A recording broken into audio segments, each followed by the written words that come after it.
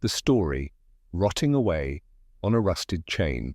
His owner acted like he wasn't even there. Sometimes the most powerful stories don't begin with love. Sometimes they begin with pain, with silence, and a single desperate call for help. Scene 1. A cry from the shadows. It started with a report, a call about a dog in dire condition, abandoned somewhere deep in the countryside. The rescue team didn't hesitate. They packed up, drove for over an hour through winding, dusty roads, with no guarantee of what they'd find. When they arrived, the place was quiet, isolated, no signs of life. No one answered their calls. With heavy hearts, they broke through the fence. And what they saw left them speechless. In the far corner of the muddy enclosure, a dog lay motionless. He was nothing but skin and bone, a ghost of life. His body was limp, his breathing shallow, and he was chained tightly, cruelly, by a rusted chain no longer than a meter.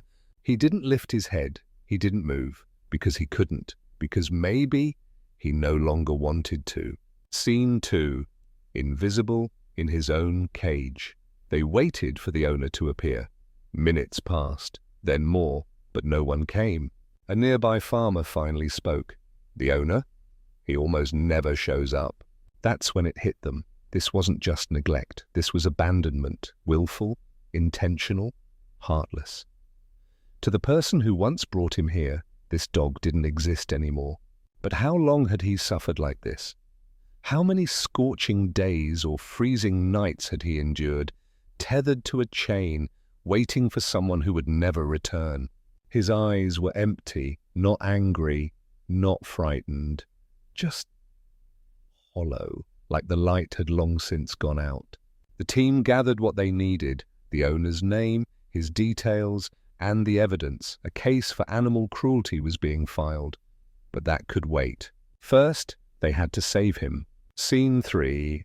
A name, a chance, a second breath. They approached, slowly, gently. He didn't resist, didn't react. Not because he trusted, but because he had no energy left to care. The chain came off with a sharp clink. It fell to the dirt like a fallen shackle, but he didn't even notice. One rescuer whispered, "We're sorry it took so long."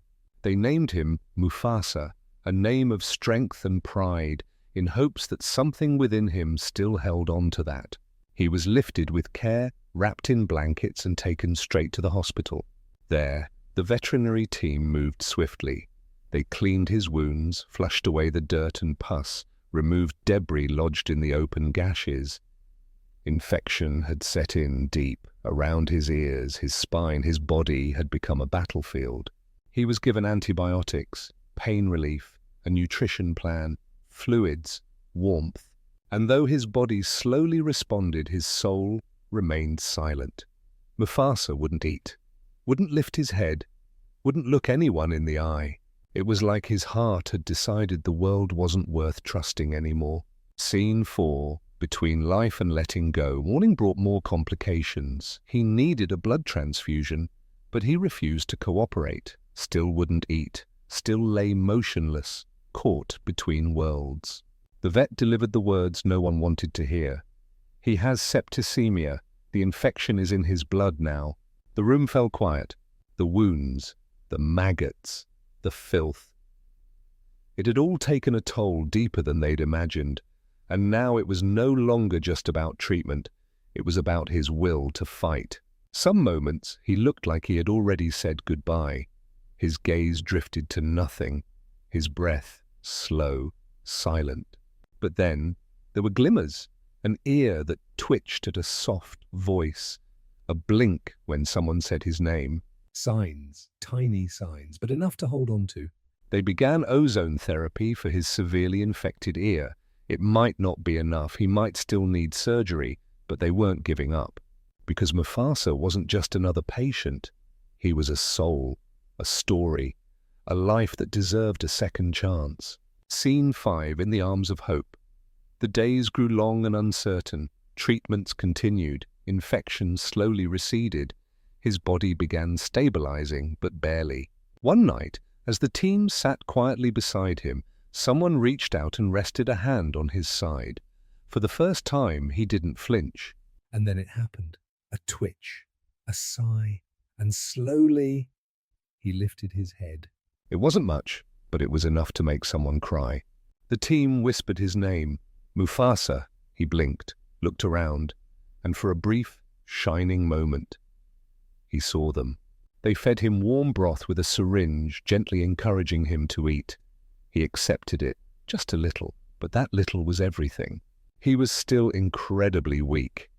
The infection in his ear remained a threat. His recovery was far from over. But now there was something in his eyes that hadn't been there before. A flicker, a question. Am I safe now? And every answer came not in words, but in touch, in presence, in love. Yes, Mufasa, you are. Scene 6, where the light begins. They couldn't say exactly when it turned.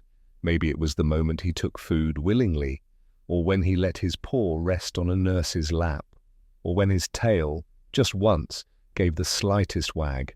He still faced surgery. His scars would never fully fade, but Mufasa was healing, not just in body, but in spirit. He began walking short distances in the clinic, shaky but determined.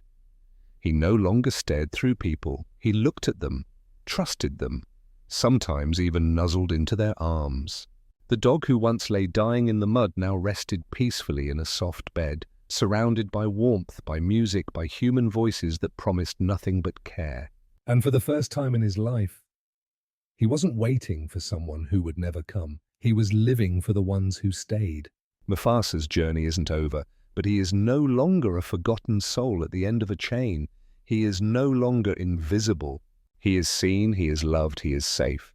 And one day, when he's ready, a family will come, not to fix him, not to rescue him, but to bring him home.